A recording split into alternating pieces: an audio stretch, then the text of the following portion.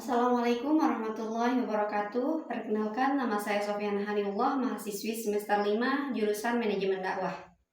Halo, pada kesempatan ini izinkan saya menyampaikan tentang sejarah dakwah dari masa ke masa.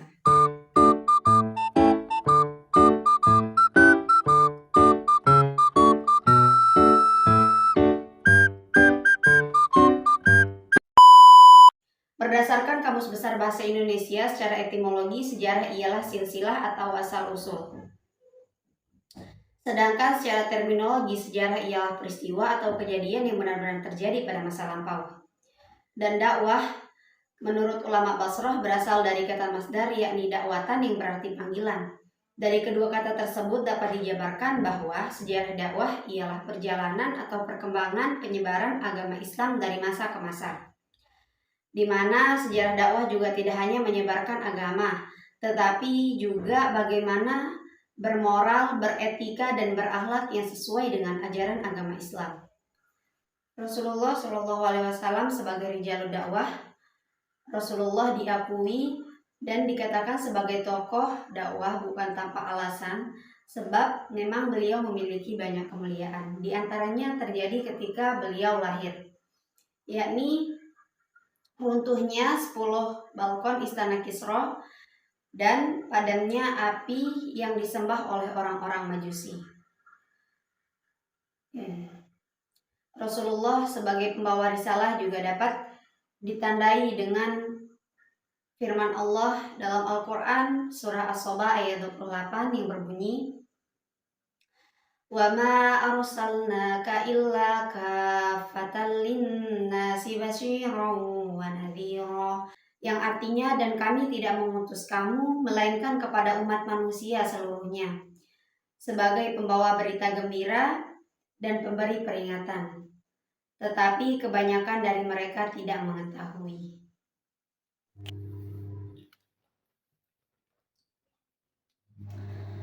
Pola dakwah Rasulullah Shallallahu Alaihi Wasallam dibagi menjadi dua, yakni pola dakwah di Mekah dan pola dakwah di Madinah. Pola dakwah di Mekah, disinilah awalnya Rasulullah Shallallahu Alaihi Wasallam mulai berdakwah, di mana secara sosiologis penduduk di Mekah tinggal di gurun pasir yang sangat tandus sehingga membentuk karakter yang keras, kasar, dan sulit diatur. Metode mencari pengikut Rasulullah Shallallahu Alaihi Wasallam ketika di Mekah menggunakan metode al-lisan yang lemah lembut, karena yang dihadapinya ialah penduduk yang sangat jauh dari bidang ketuhanan. Yang pertama, Rasulullah Shallallahu Alaihi Wasallam menggunakan pendekatan individual, di mana periode awal ini Rasulullah Shallallahu Alaihi Wasallam berhasil mengislamkan beberapa orang, beberapa di antaranya yakni Siti Khadijah, Abu Bakar As-Siddiq, Ali bin Abi Thalib, dan lain-lain, di mana pada periode awal ini disebut dengan kelompok atau golongan as-sabiqun al-awwalun. Dan yang kedua, merekrut teman akrab. Rasulullah Shallallahu Alaihi Wasallam berpikir bagaimana caranya menyiarkan agama Islam kepada umatnya yang keras kepala dan masih menyembah berhala. Diajaknya sahabat dekatnya atau teman karibnya di luar keluarganya, yakni Abu Bakar ibnu Abi Quhaifah dari kabilah Taim, yang dikenalnya bersih, jujur, dan dapat dipercaya.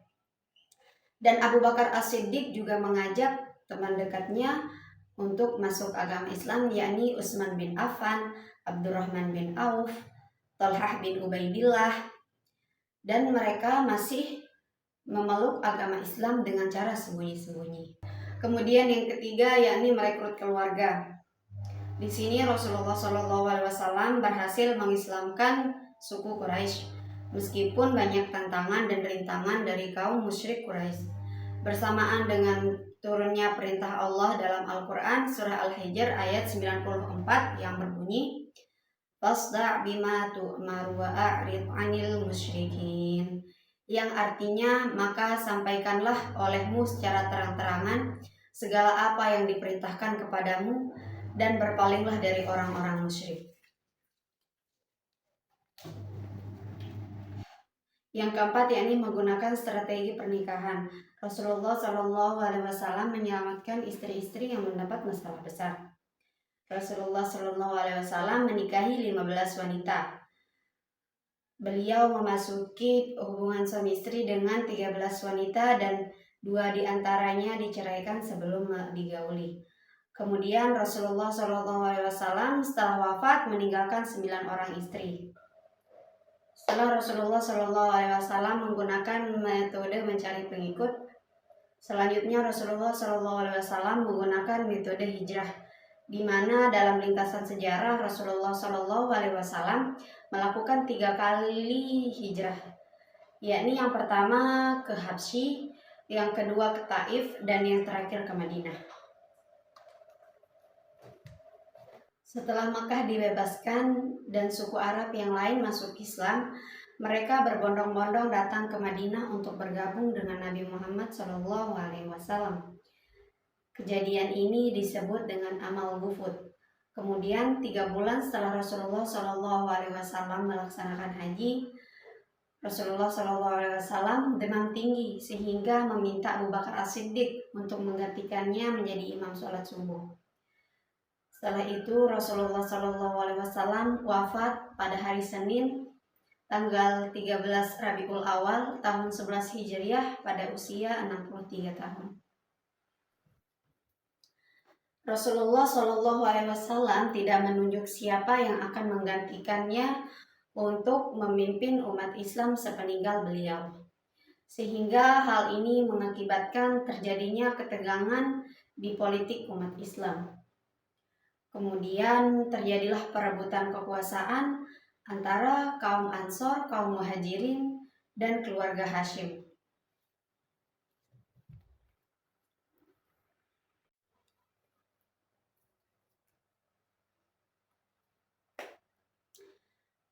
Dakwah pada zaman Khulafaur Rasyidin. Abu Bakar As-Siddiq merupakan khalifah pertama setelah wafatnya Rasulullah SAW. Perkembangan dakwah pada zaman Abu Bakar As-Siddiq 3 diantaranya, yakni yang pertama, memberantas nabi-nabi palsu, memberantas orang-orang murtad, dan memberantas orang-orang yang enggan membayar zakat. Abu Bakar As-Siddiq menjabat sebagai khalifah selama 2 tahun, 11 bulan, 11 hari, di mana setelahnya selama kurang lebih 15 hari beliau sakit, kemudian wafat pada usia 63 tahun.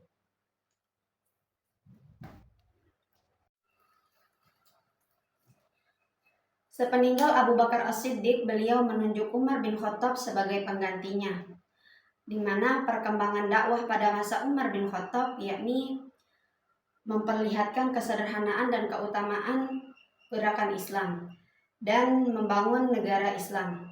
Adapun gerakan dakwah yang dilakukan oleh Umar bin Khattab yakni membangun Baitul Mal, kemudian menekankan pengajaran tata tertib dan susila, dan yang terakhir yakni melakukan pengawasan terhadap kebersihan jalan.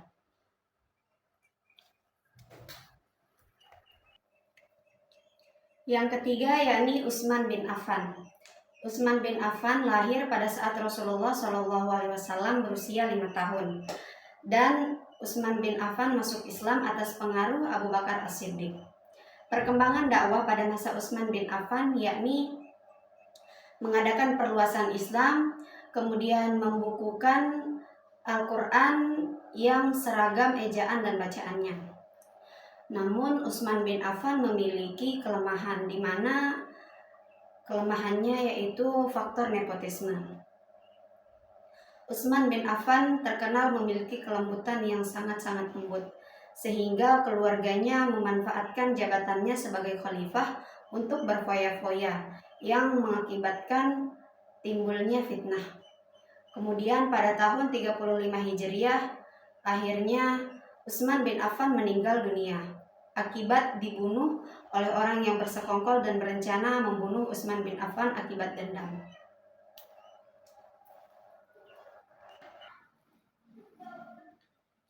Yang keempat yakni Khalifah Ali bin Abi Thalib. Beliau menjadi khalifah keempat setelah Utsman bin Affan. Di masa Ali bin Abi Thalib, disinilah terjadinya kemunduran dakwah. di mana peperangan antar sesama saudara Islam terjadi. Kemudian munculnya aliran baru dalam agama Islam. Mereka memberontak terhadap Ali dan membuat kerusakan di muka bumi.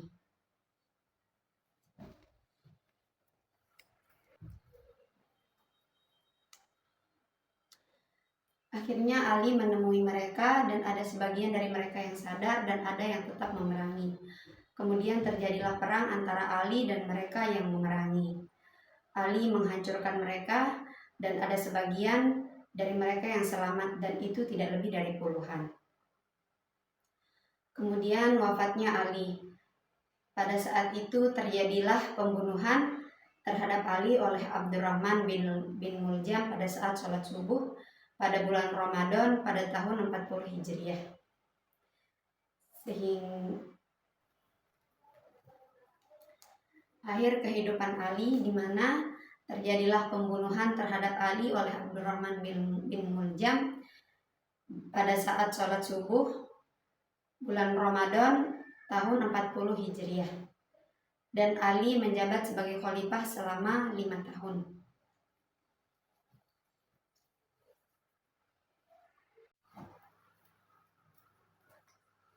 Dakwah pada masa dinasti Umayyah, dinasti Abbasiyah, dan dinasti Utsmaniyah. Perkembangan dakwah pada masa dinasti Umayyah yakni mengembangkan tata kepemerintahan, membuat identitas Bani Umayyah, dan yang terakhir yakni mengembangkan bidang kesastraan dan ilmiah.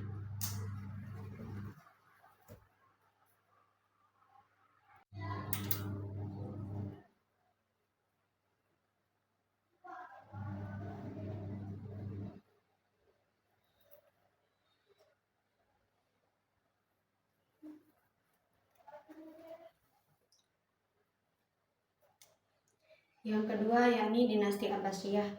Dinasti Abbasiyah mendapatkan masa keemasannya itu pada masa Khalifah Harun al-Rasyid, di mana terjadi peningkatan terhadap pendapatan pertanian dan pertambangan.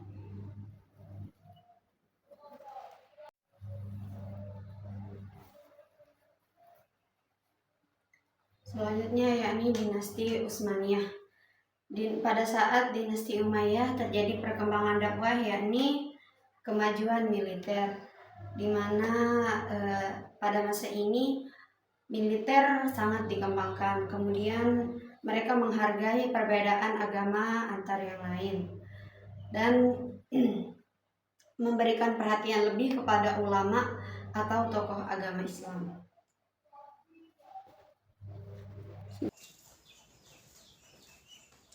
Dan yang terakhir, dakwah di era digital.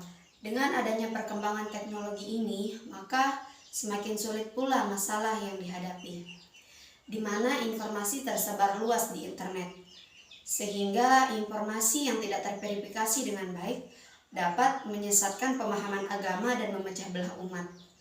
Strategi dakwah yang digunakan juga harus bisa mengikuti perkembangan zaman agar bisa diterima secara positif oleh masyarakat luas. Dampak positif dari teknologi ialah di mana para dai dapat menyampaikan dakwahnya tanpa harus bertemu secara langsung, tapi bisa melalui internet atau media sosial yang lain, sehingga dapat dijangkau oleh masyarakat secara luas tanpa terbatas oleh geografis.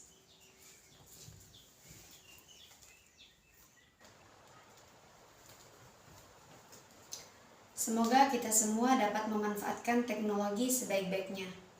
Mungkin hanya ini yang dapat saya sampaikan. Mohon maaf atas segala kekurangan dan terima kasih untuk segala perhatian. Sampai jumpa di video selanjutnya. Bye-bye. Wassalamualaikum warahmatullahi wabarakatuh.